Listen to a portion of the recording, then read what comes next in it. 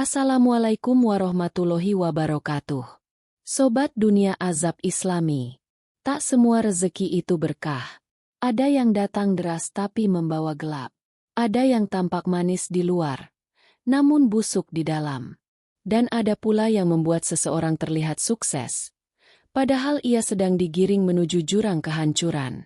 Dalam kisah kali ini, kita akan menyaksikan bagaimana seseorang bisa terjebak dalam tipu daya yang samar, tak disangka, tak diduga, dan perlahan mulai merenggut segalanya. Apa yang sebenarnya terjadi? Bagaimana semua itu bermula? Dan adakah jalan kembali setelah terjerat begitu dalam? Sebelum kisahnya dimulai, dukung kami dengan like dan subscribe channel Dunia Azab Islami, agar kami terus menghadirkan kisah-kisah penuh hikmah yang membuka mata hati dan meneguhkan iman. Dan bagi yang telah like dan subscribe, semoga Allah lapangkan rezekimu, bahagiakan keluargamu, dan jadikan engkau hamba yang disayangi olehnya di dunia dan akhirat. Amin ya robbal alamin. Mari kita mulai ceritanya. Di sebuah kampung kecil bernama Karangjati, terdapat seorang pria bernama Rais. Ia dulunya hanyalah pedagang gorengan biasa. Jualannya sederhana, tempe, tahu isi, dan bakwan. Namun entah bagaimana, dalam waktu singkat warung gorengannya berubah drastis. Dari yang semula hanya dikunjungi segelintir pembeli, kini tiap hari ramai, penuh sesak. Orang-orang dari kampung sebelah bahkan rela antri demi mencicipi dagangannya. Tak hanya itu, keanehan pun mulai terasa. Banyak warga mengaku tidak bisa berhenti membeli gorengan Rais. Sekali mencoba, seperti candu. Bahkan ada yang sampai menjual perabot rumah tangga demi membeli dagangannya. Namun gorengan itu tidak membuat kenyang. Rasanya memang lezat, tapi seolah-olah ada sesuatu yang aneh di dalamnya, seperti memakan sesuatu yang tak kasat mata. Suatu hari, seorang ustadz bernama Ustadz Hamim, yang baru saja pindah ke desa itu, mulai merasa ada yang janggal. Ia melihat sendiri seorang pemuda menangis terseduh di depan warung Rais, karena kehabisan uang namun tetap memohon-mohon ingin membeli gorengan. Hati Ustadz Hamim pun tergugah. Ia mendekati Rais dan mencoba berbicara secara halus. Maaf, Ahi Rais, engkau tahu, berdagang itu ibadah. Tapi bila ada kezaliman yang tersembunyi, itu bukan rezeki, melainkan istidraj. Namun Rais hanya tersenyum samar, matanya kosong dan dingin. Ana cuma berdagang, Ustadz. Kalau orang suka, ya itu karena enak. Namun Ustadz Hamim tak berhenti di situ. Ia mulai menyelidiki latar belakang Rais. Ia mendatangi mantan tetangganya dari kampung lama. Dari sana ia menemukan fakta mencengangkan. Rais dulu bangkrut, terlilit utang, dan pernah ditemukan berhari-hari bertapa di hutan wingit, tempat yang dikenal sebagai sarang makhluk halus dan jin kafir. Salah seorang warga berkata, "Waktu itu kami lihat dia duduk di tengah lingkaran api. Katanya puasa mutih 7 hari, minta pesugihan." Kabar ini membuat bulu kuduk Ustadz Hamim berdiri. Ia pun segera mendatangi Rais pada malam hari, membawa beberapa warga yang saleh dan pemberani. Dengan izin Allah, mereka melakukan ruqyah terhadap warung Rais. Ketika ayat-ayat suci Al-Quran dikumandangkan, warung itu bergetar. Minyak penggorengan mendidih tanpa api. Dari dalam kuali, terdengar jeritan halus namun mengerikan, seperti suara makhluk tak terlihat yang kesakitan. Tiba-tiba, Rais pun berteriak keras lalu pingsan. Setelah sadar, Rais menangis meraung-raung. "Ampun, ampun, Ana salah. Ana telah bersekutu dengan Ifrit untuk melariskan dagangan Ana." Ia mengaku telah membuat perjanjian darah dengan jin bernama Jahlur, makhluk halus dari kerajaan jin kafir yang menjanjikan kekayaan instan dengan satu syarat, mengorbankan kesucian rezeki. Setiap gorengan yang laku akan mengikat satu ruh pembelinya dalam candu dunia. Warga pun gempar. Mereka yang pernah makan dari warung itu merasa mual. Bahkan beberapa langsung memuntahkan isi perutnya. Keesokan harinya, tokoh-tokoh agama dan pemuka desa bermusyawarah. Rais, meski telah mengakui kesalahannya, tetap harus menjalani hukuman. Bukan hanya karena melanggar syariat, tetapi juga telah membahayakan akidah umat. Ia akan menjalani hukuman ta'zir, dicambuk di hadapan umum, sebagai pelajaran bagi semua. Pagi itu, suasana di lapangan desa Karangjati berbeda dari biasanya. Matahari belum terlalu tinggi, namun warga sudah berkumpul. Tak sedikit dari mereka yang masih menyimpan ketakutan. Nama Rais kini menjadi buah bibir, bukan karena kepopuleran dagangannya, tetapi karena perjanjian terkutuk yang ia buat dengan makhluk gaib. Di tengah lapangan, sebuah tiang kayu telah dipancang. Di sampingnya, Ustadz Hamim berdiri dengan wajah muram, tangannya menggenggam mushaf. Sementara itu, Rais digiring oleh dua orang pemuda dari jamaah masjid. Wajahnya pucat, matanya kosong seperti kehilangan ruh. Namun di balik kepasrahannya, ada bayangan hitam pekat yang mengikutinya seperti kabut. Hanya bisa dilihat oleh mereka yang memiliki basirah. Ketika Rais diikat ke tiang, Ustadz Hamim mengumandangkan takbir. Suasana menjadi hening. Warga menunduk.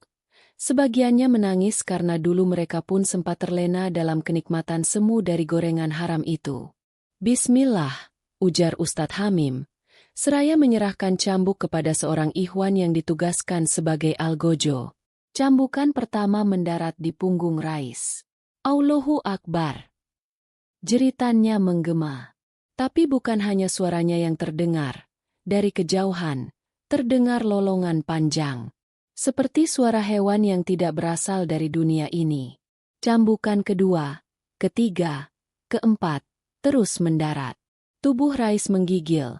Namun yang membuat semua terperangah adalah dari punggungnya menguar asap hitam pekat. Setiap kali cambuk itu mendarat, seperti membakar sesuatu yang tidak kasat mata. Bahkan beberapa warga mengaku melihat sosok tinggi hitam, bermata merah, menjerit-jerit di udara. Ustadz Hamim terus membaca ayat-ayat ruqyah.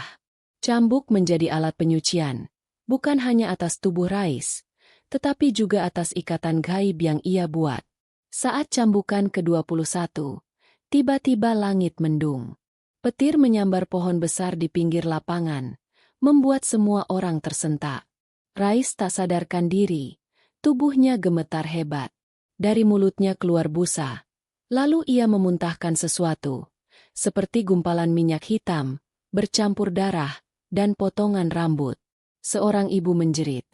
Itu rambut anak saya. Saya potongkan waktu ia histeris sepulang dari warung. Warga panik, sebagian beristighfar, sebagian lain menutup mata karena tak sanggup melihat. Setelah eksekusi selesai, Rais dibaringkan. Ia tak banyak bicara, tapi wajahnya terlihat lebih tenang. Seperti seseorang yang baru keluar dari kegelapan panjang. Namun malapetaka belum berhenti di situ. Malam harinya, warga kampung dikejutkan oleh suara-suara aneh. Dari bekas warung Rais, terdengar suara penggorengan mendidih, padahal bangunan itu sudah dibakar. Di beberapa rumah, anak-anak mengalami mimpi buruk yang sama. Seorang pria membawa nampan gorengan, tapi wajahnya hancur, matanya merah, dan dari mulutnya keluar suara jin. Kalian mencambukku, tapi perjanjian belum selesai. Ustadz Hamim segera mengumpulkan warga. Ia menjelaskan bahwa hukuman terhadap Rais adalah langkah pertama, tapi perjanjian yang dibuatnya adalah bentuk sihir syirik akbar, yang tak bisa diputus hanya dengan cambuk, perlu pembersihan spiritual seluruh desa, dan taubat jamai. Syirik itu bagaikan api di bawah tanah. Bisa menyala kapan saja kalau kita tidak menutupnya dengan iman dan ilmu, ujar Ustadz Hamim. Malam itu, mereka mengadakan zikir dan doa bersama, membaca Al-Baqarah, ayat kursi, dan surat-surat perlindungan. Tapi dari bayangan pohon, dari sumur tua, dari celah-celah rumah, sesuatu masih mengintai. Jin Jahlur belum selesai. Malam setelah eksekusi Rais menjadi titik balik bagi warga Karangjati. Tapi bukan kelegaan yang mereka dapatkan, melainkan kengerian yang justru semakin menjadi. Jin Jahlur, Makhluk gaib yang dulunya mengikat perjanjian dengan Rais, ternyata belum menyerah. Setelah zikir dan doa bersama yang dipimpin oleh Ustadz Hamim, sempat terjadi keheningan.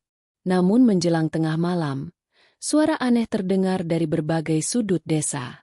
Ada suara tawa cekikikan dari pohon-pohon bambu, ada suara logam diseret di atas tanah, dan yang paling mencekam, dari rumah-rumah yang pernah membeli gorengan Rais, terdengar suara bisikan. Kalian pernah menyentuhku. Aku akan kembali mengambil bagian dari kalian. Warga mulai ketakutan.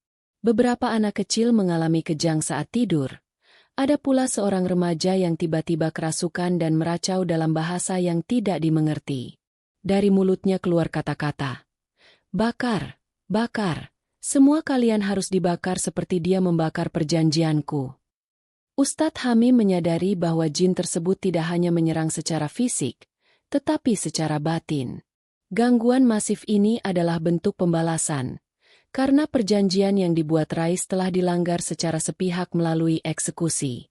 Perjanjian darah, dalam dunia jin, hanya bisa diputus dengan pertarungan yang setara.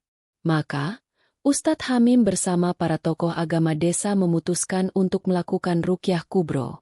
Sebuah pembersihan besar-besaran secara spiritual, dengan satu tujuan, memutus semua tali sihir yang mengikat warga desa. Namun sebelum ruqyah dimulai, mereka meminta seluruh warga untuk membersihkan rumah dari segala bentuk jimat, benda keramat, dan barang-barang peninggalan dari warung Rais. Saat malam ruqyah kubro dimulai, Ustadz Hamim dan para santri dari pesantren terdekat berkumpul di masjid. Mereka membaca surat Al-Baqarah secara berjamaah. Seketika itu, langit berubah. Angin kencang bertiup, listrik padam, dan suara gemuruh terdengar dari langit. Padahal tidak ada awan mendung. Tiba-tiba, suara dari arah bekas warung Rais terdengar sangat keras. Tangisan, raungan, seolah ada makhluk besar yang sedang kesakitan. Salah satu warga yang tinggal dekat tempat itu menyaksikan kejadian mengerikan. Dari sisa-sisa abu warung Rais, muncul asap pekat membentuk wajah menyeramkan dengan tanduk dan mata merah menyala. Aku tidak akan pergi selama ada yang pernah mencicipi dagangan kutukan itu. Aku tetap punya hak atas kalian. Ustadz Hamim tak gentar. Ia maju ke depan masjid, mengangkat tangan, dan berteriak. Dengan nama Allah, Rob segala alam, kami memutus seluruh perjanjian sihir yang pernah diikat di tanah ini. La haula wala quwata illa billah. Ruqyah dilanjutkan hingga menjelang subuh. Banyak warga pingsan, menangis, muntah, dan bahkan mengaku melihat bayangan makhluk hitam keluar dari tubuh mereka. Jin jahlur yang sangat kuat itu akhirnya terlihat melemah. Sosok bayangannya menghilang dihembus cahaya dari ayat-ayat suci. Namun, satu hal terjadi sebagai efek dari perlawanan itu. 7 orang warga meninggal dunia beberapa hari kemudian. Mereka semua tercatat sebagai pelanggan setia warung Rais, yang menghabiskan hartanya demi gorengan haram tersebut. Hasil otopsi menunjukkan tubuh mereka hangus dari dalam, seolah-olah terbakar tanpa ada luka luar. Para ulama menyimpulkan bahwa itu adalah azab dunia, akibat memakan makanan yang berasal dari sihir dan kesirikan. Ustadz Hamim menangis di pemakaman mereka. Ya Allah, ampunilah mereka. Mereka tak tahu.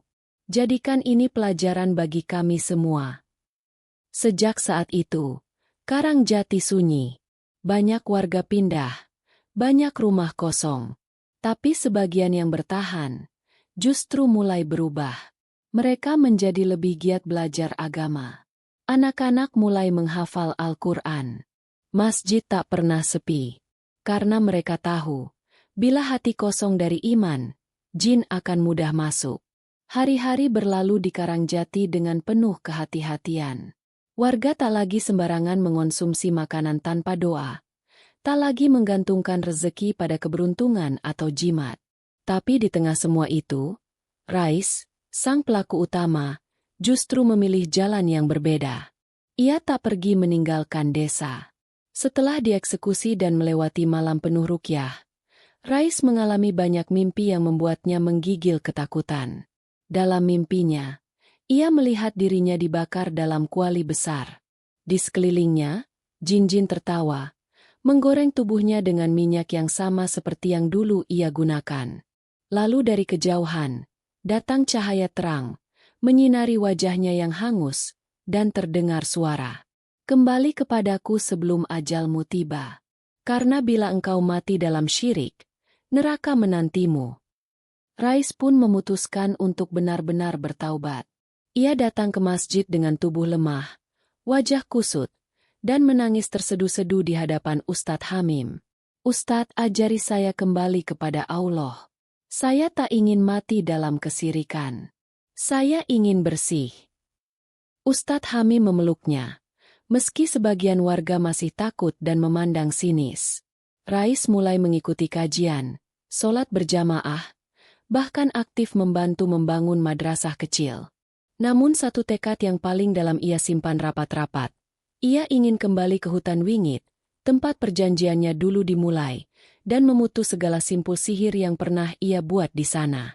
Meski Ustadz Hamim menolak dengan alasan berbahaya, Rais tetap pergi. Ia merasa, selama jejak sihir itu belum dihancurkan, maka ikatannya akan tetap kuat, dan jin jahlur bisa bangkit kembali lewat orang lain.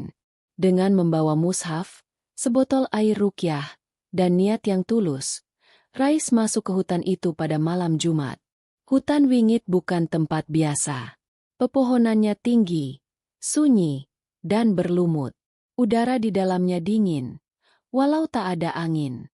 Rais berjalan pelan, mengingat jalan menuju batu besar tempat ia dulu menanam persembahan, rambut, darah, dan sehelai kertas dengan tulisan darah perjanjian.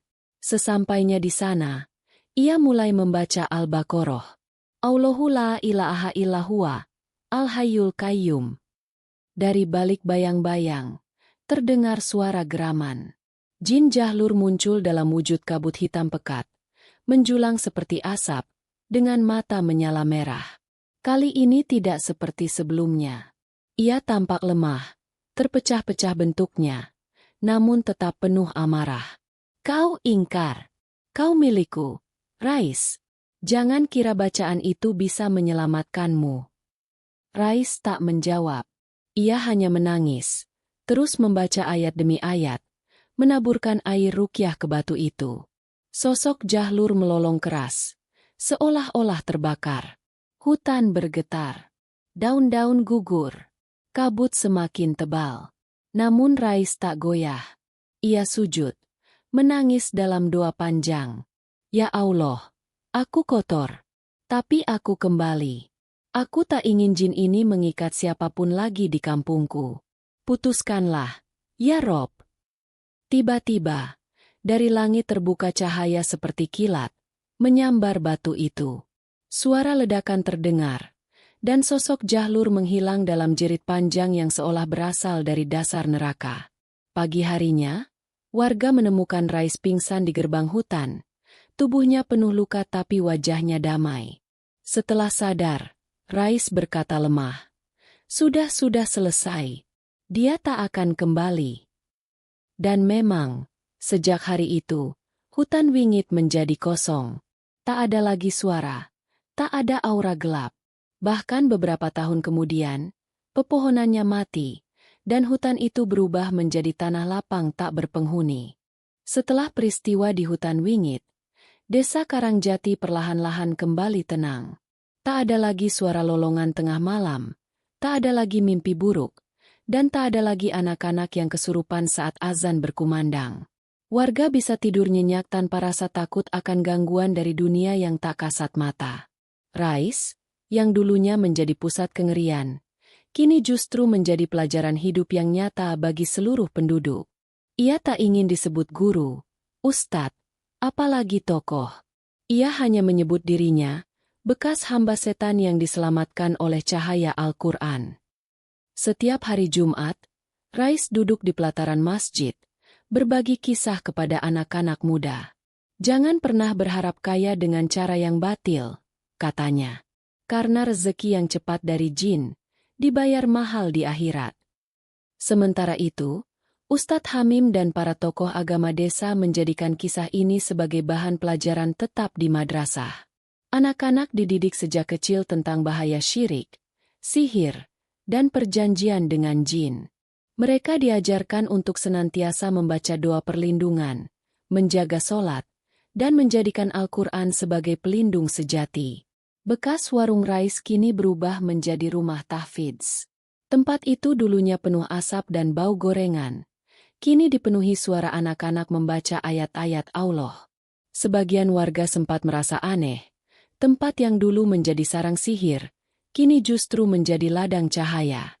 Tapi begitulah sunnatullah. Dari tempat tergelap, cahaya paling terang bisa lahir bila taubat itu tulus. Sebagian warga yang dulu tergoda membeli gorengan haram, kini jadi pengurus masjid. Bahkan keluarga almarhum yang meninggal karena efek makanan itu, berbondong-bondong wakafkan harta untuk pembangunan sarana dakwah. Namun, luka yang ditinggalkan tak sepenuhnya hilang. Anak-anak yang dulu trauma butuh waktu untuk pulih. Bahkan hingga bertahun-tahun kemudian, masih ada yang bermimpi tentang pria bermata merah, membawa nampan gorengan. Namun saat mereka terbangun dan membaca ayat kursi, rasa takut itu sirna. Dan hikmah paling besar pun akhirnya diterima oleh seluruh warga Karangjati. Bukan karena Rais yang salah, tapi karena kami semua pernah lalai, ujar Pak RT dalam satu khutbah. Mereka sadar, kesirikan bisa tumbuh di tengah masyarakat bila iman lemah, bila ilmu agama diabaikan, dan bila hawa nafsu lebih dipilih daripada kebenaran. Karena syirik bukan hanya soal memanggil jin, tapi juga soal menggantungkan harapan pada selain Allah. Beberapa tahun kemudian, Karangjati berubah wajah. Desa itu dikenal sebagai kampung penghafal Al-Quran. Orang-orang datang bukan untuk membeli gorengan, tapi untuk belajar mengaji, mengobati gangguan gaib secara syar'i, dan mencari hikmah dari masa lalu kelam desa itu. Sedangkan Rais, ia wafat 7 tahun setelah kejadian besar itu. Ia meninggal dalam keadaan sujud, saat sedang mengimami sholat maghrib di masjid kecil dekat rumahnya. Wajahnya tersenyum. Tidak ada jeritan jin, tidak ada kabut gelap. Hanya azan Isya yang mengalun lembut di angin malam. Di batu nisannya tertulis, Rais bin Zain, dulu ditipu jin, mati dalam taubat. Semoga Allah merahmatinya. Dan kini, jika kau datang ke Karangjati, kau takkan menemukan sisa-sisa horor itu. Tapi bila kau bertanya kepada warga tentang warung gorengan yang tak pernah sepi pembeli, mereka hanya akan menjawab, itu kisah lama. Kisah yang menyadarkan kami bahwa rezeki halal lebih barakah, meski tak banyak.